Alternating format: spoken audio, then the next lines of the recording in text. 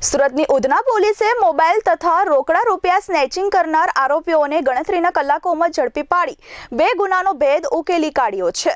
આ અંગે ઉધના પોલીસે જણાવ્યું હતું કે જોલવા ગામથી પરિવાર સાથે ઉધના રેલવે સ્ટેશન માટે રિક્ષામાં બેસી એક પરિવાર આવ્યો હતો।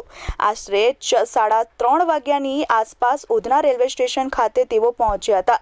તે દરમિયાન એક બાઇક પર 2 અજાણ્યા ઈસમો બેઠા હતા અને તેઓએ રિક્ષાની નજીક બાઇક અહંકારી યુવતી શુભાલી પાસે રહેલ એક બેગ ઝૂંટવી લીધી હતી। આ બેગમાં રોકડા અને આઈફોન હતો। આરોપીઓ આ બેગ લઈ ફરાર થઈ ગયા હતા।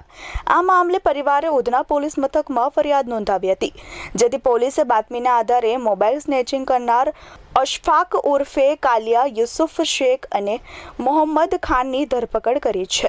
આરોપીઓ પાસેથી મોબાઈલના બિલ માંગતા તેઓ ગલ્લા તલ્લા કરવા લાગ્યા હતા, જેથી તેઓએ તારીખ 26/4/2025ના રોજ આ ચોરી કરી હોવાની ખાતરી આપી હતી।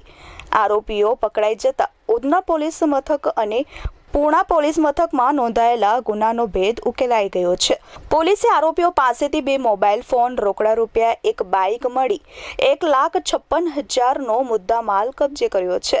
માયા શેખ વિરુદ્ધ ઉધના પોલીસ મથકમાં 3, વરાછા પોલીસ મથકમાં 1 અને પાંડેસરા પોલીસ મથકમાં 1 ગુનો નોંધાયેલો છે।